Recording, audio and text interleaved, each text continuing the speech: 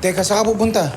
Maglilinis, saan pa ba? Ang dami-dami pang kailangan ayusin, no? Ang gusto ko na matapos to, Diyos ko.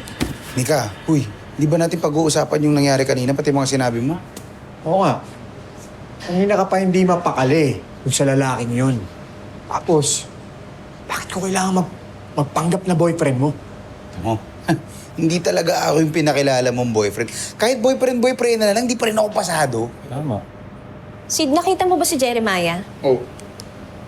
Eh kung ikaw ang pinakilala kong ex-boyfriend, ikaw ang pinakilala kong boyfriend ko, edi... Tuloy mo, sige, tuloy mo yan. Ay, naku, ayoko na lang mag-talk.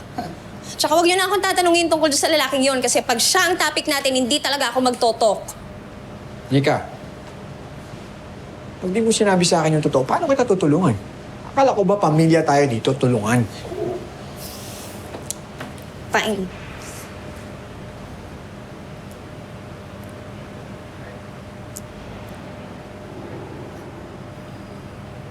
Ex-boyfriend ko si Jeremiah nung dito pa ako nakatira.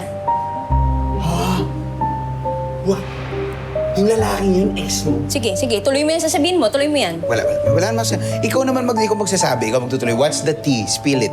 Spill the tea. Pa, talaga naghihintay sila, no? Totoo talaga yung kasabihan, mas chismoso talaga tong mga lalaki. Siyempre. So ano nga? Ex mo. Ano nangyari? Gaano kayong katagal? Bad breakup? No comment po ako. Ex mo yun, Nika? Oo, Papa Aaron, pero, uy, huwag ka magseselos, ha? Kasi si Jeremiah, ano na yon, PSP, past is past. Wow. Eh sana ako na lang palang pinakilala mong boyfriend mo. Mas magaling pa ako magpakilig dito kay Zoe. Hoy, parang ka namang dumb dyan. Parang, hindi naman ako ready doon. Ito naman, sana naman preno ka ng kote, beep-beep, ganun lang, oh. Siya yung humirit, ako pinalo mo. Ay, pero alam mo, in fairness, parang matatapatan mo si Jeremiah kasi, parehas kayong pa-fall. Wow. Ate Nika, sino nga po pala si Sunny? Teka. At sino nagsabing pwedeng makisali sa usapan ng bata? Bubulong si Kecho. Kukontribute lang sa usapan niyo. Oh, okay. Maglinis na tayo, ha? Tapusin na natin to. Alam niyo, kayo, kala niyo kung sino kayong mantitigas sa ganyan. Pabaril-baril, piu-piu pa kayo. Mga chismoso naman, mga mosang, marites. Alam niyo, dapat thankful na lang tayo kasi meron tayong nahanap na tutuluyan habang hindi pa okay ang lahat. Linis-linis. Ha? Dito muna ba tayo titira? Akala ko ba babalik tayo agad? Pasensya ka na, Pepe. Hindi namin nasabi sa'yo. Kaso, gulo talaga sa San Nicolas. Hindi tayo ligtas doon. Dito ligtas tayo.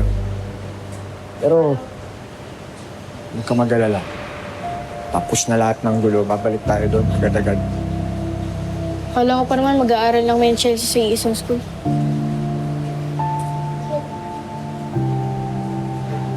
Ano yun? Hindi pa ako nakakapagpaalam sa kanya, Kuya Cho.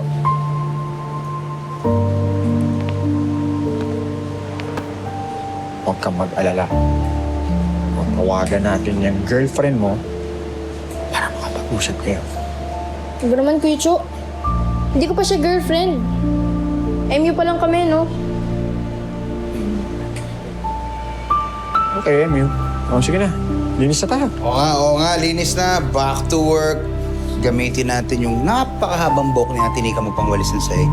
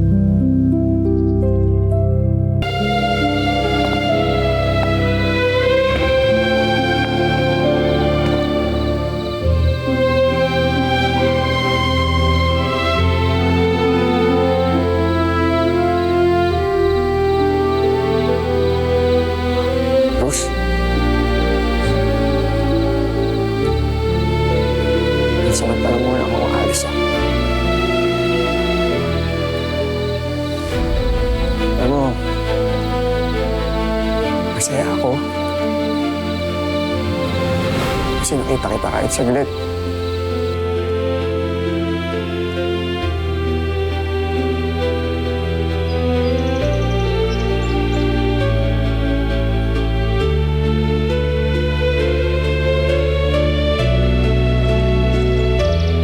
Kamusta ka na, anak?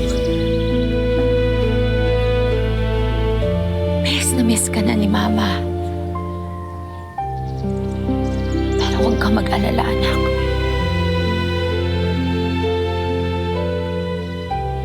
Hindi kita nalimutan.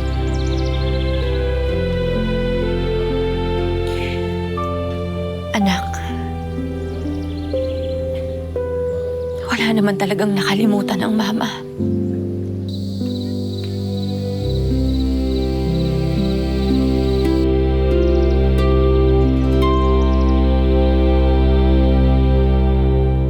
Wala naman talagang nakalimutan ang Mama. Buong-buo pa rin sa puso ko ang alaala ninyo ng Papa mo. Kikita tayo ulit, Rose. Sana sa araw na yun makaalala ka na. Magandang araw sa inyo. Nandyan ba si Ma'am Nika? Alam mo, pwede kang pumasok. Pasok ka! Aray! Tapos sasabahin kita! Ha? Ha? Boss, baka matundo na rin tayo dito. Mabilis ko balaw si EMP. Baka kasama po lahat to sa mga plano niya. Nasa most wanted list ka pa. Text mo ako kasi papakilala sana kita sa mga co-teachers ko.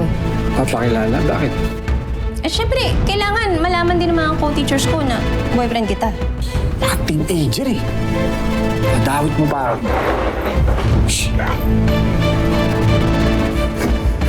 Mateo. Mateo.